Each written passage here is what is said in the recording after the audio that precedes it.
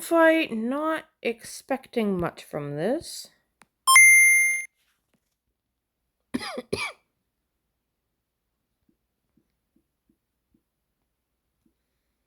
Okay,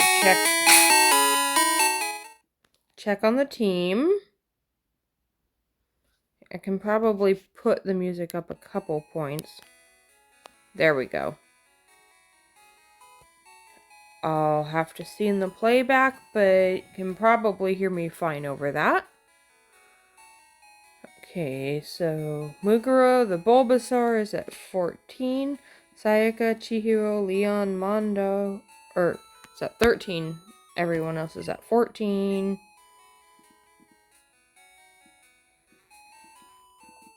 So we go see the gym trainer.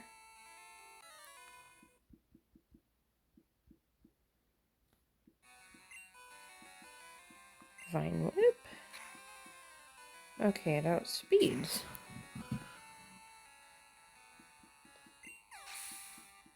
On one of my attempts, when I got through using the names of the dead Danganronpa 1 characters, I moved on to using the live characters. I ended up I guess this would... Oh, and perfect level cap. This would not be a good thing for people who have not seen played or watched a playthrough of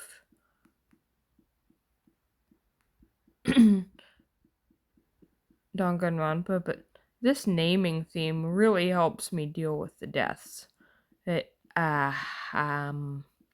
What was I saying? Oh yes, I got around to using the live characters, and I ended up having a Diglett with the name of someone who canonically survived.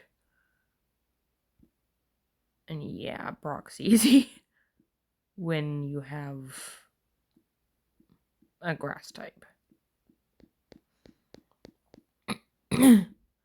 Oh. And I found this was at least doable with Charmander as the starter. But I chose Bulbasaur this time around because I felt like I had a pretty good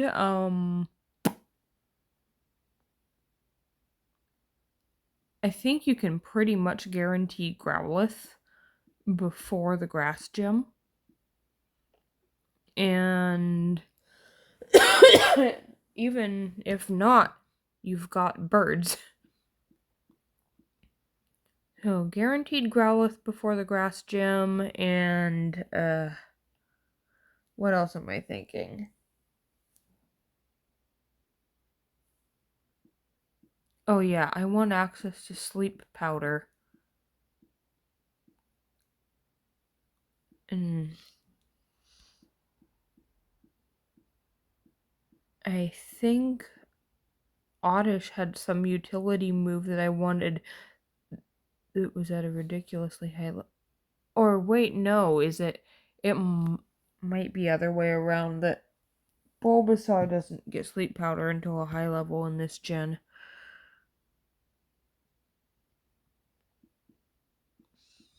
Okay, let's face some of these trainers while we're still recording. I decided that I don't want to name... Okay, we have nothing super effective against bugs because Gust is normal. But we still want to try to avoid poison, don't we? So can a Beedrill take this?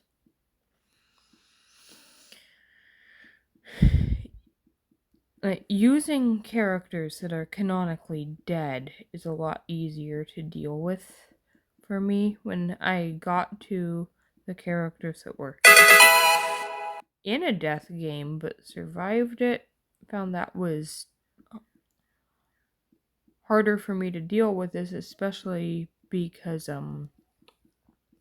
Diglett's so frail and I can kind of anticipate losing the Diglett at some point because it's both useful and at a bit of a risk. Don't remember what this guy has, but I feel like it might be something with the ability to poison, but it's not a bug. Oh, it might have an Egan's in the back. If it's just that, this is... Yep.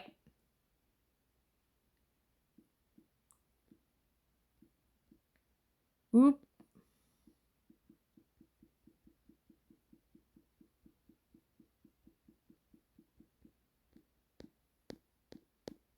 Oh, and we're at evolution already. I want to conserve Mukuro's level. Probably not really an issue, but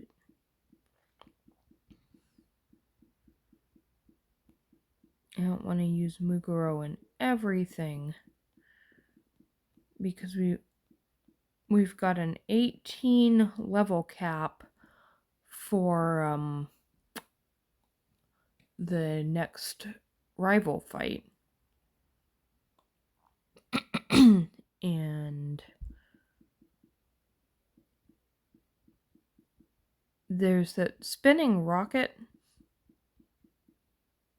midway through Mount Moon has, I think, an illegal low-leveled Eradicate. So my Rattata could be at the same level and not be Eradicate yet, so in test runs, it outsped and one-shot my Rattata at the same level. So I think having my starter to be able to go into that Raticate should be good. So conserve for other fights. I don't even remember what this person has, but I think we can lead. I think I might just go for entirely names of dead characters, even if I have to go into the next game for names. Because I definitely felt way more on edge playing with someone who was named after a live character. Just my own mental workaround for dealing with Nuzlocke.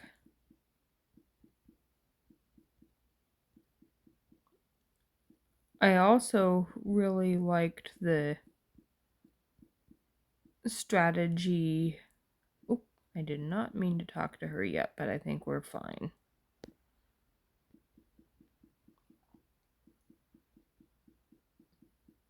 I also liked the strategy. There was a PM7 Nuzlocke video where he lost a Pokemon and said that it was out looking to sign to another team. That's a nicer way to look at it, too. That way you can enjoy the more challenging side of a Nuzlocke without the emotional torment.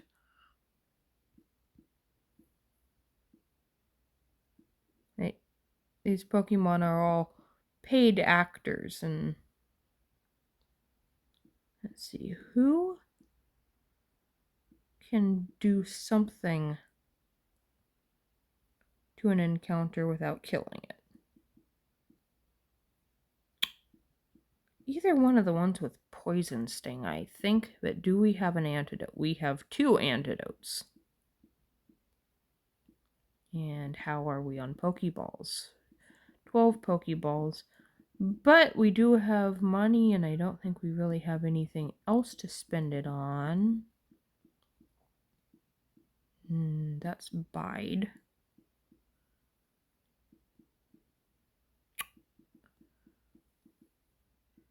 So, keep the potions, get more Pokeballs and more antidotes, and just be storage conscious. Let's put a little bit of... Oh no, I didn't turn the volume down, I just have the speed on.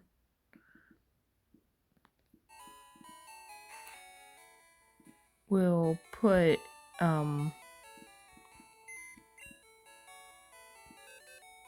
not someone's PC. So yeah.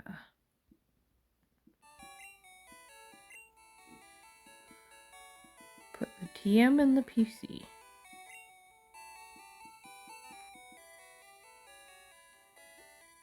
And then I think we already have enough anyway.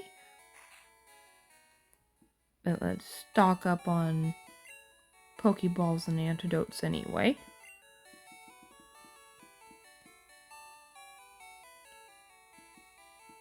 Okay, that should get us to 25, right? And then we can buy 7 antidotes. Good.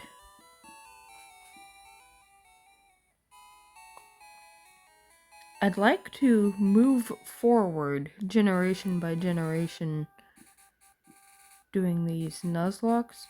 We gotta be very careful with poison until we hit Gen 4. And I don't know if I'll be good enough to make it that far because we are not... Oh yeah, we already fought her. But I think Sayaka is our best option for making a capture anyway. And even if we poison it, fine. We can heal it right away. Pidgey is dupes. We have to be very careful with poison and... Okay, Spearow is the encounter. Until we get to Generation 4. Once we get to Gen 4, we'll definitely be able to get back to the Pokemon Center with poison. Alright, so this one, next in line would be Taka.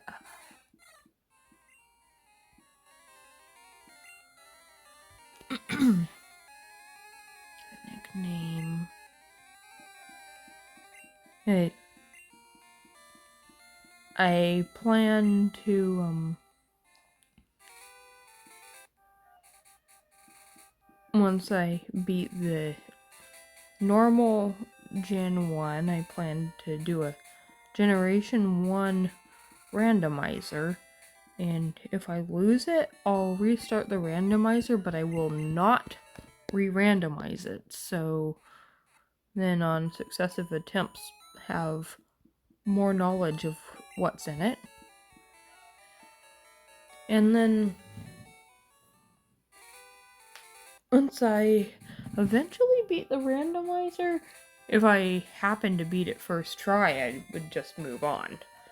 But if I beat it on successive attempts, I'd have to see at the time whether I would then do a new randomizer of Gen 1 or just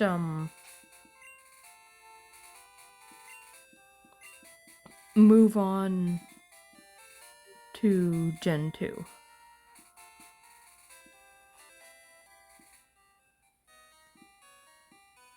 And I think Gen 2, like Gen 1, would just have one playthrough with normal, and then, okay, this is our encounter, and we can't even poison it, which is maybe a good thing.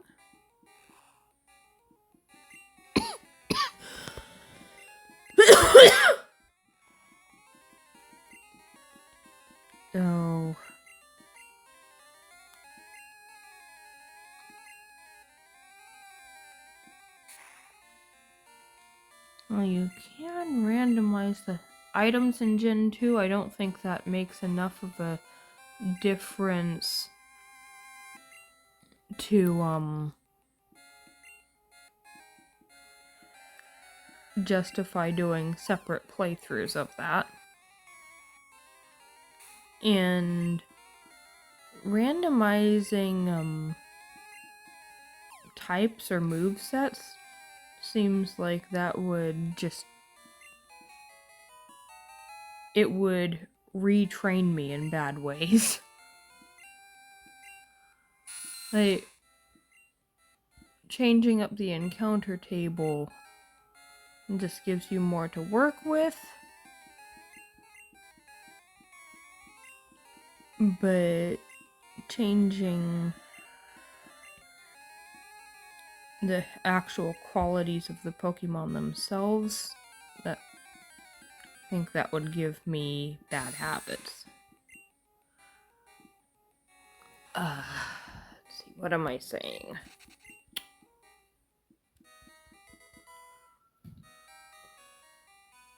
And then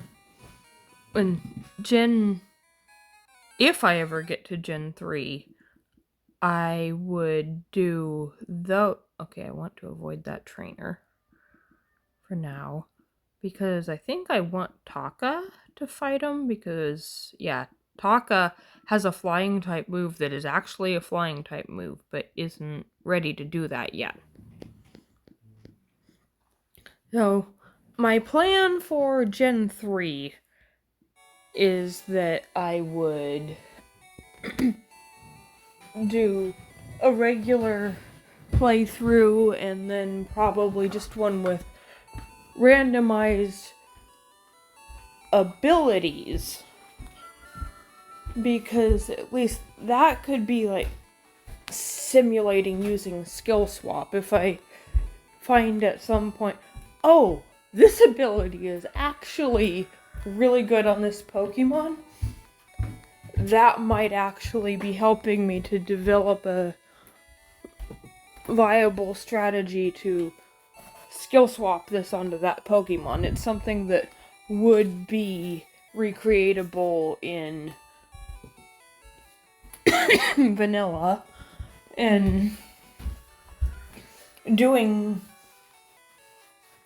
so with changing types and movesets, not so much. That's not recreatable without hacking the game.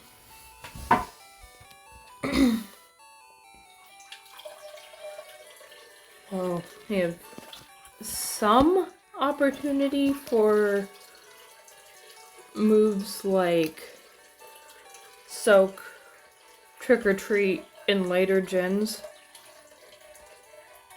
but that's not universal enough to really be useful. So Gen 3 would probably have 4 playthroughs of each of those games. Normal, just with impossible evolutions removed. Then normal encounter tables, randomized abilities, randomized encounter tables, normal abilities, and randomized encounter tables, randomized abilities. And I think Gen 3 is as far as my phone could handle the emulators. But it's kind of a dream to even make it that far. I'd have to beat 4, 6, 7, 8, 9, 12? I'd have to beat 12 separate Nuzlockes to get past Gen 3. So, I'm done with the rambling. I'm going to level up the new encounters a bit before I go through that cave. So, see ya. Chair. Stuhl.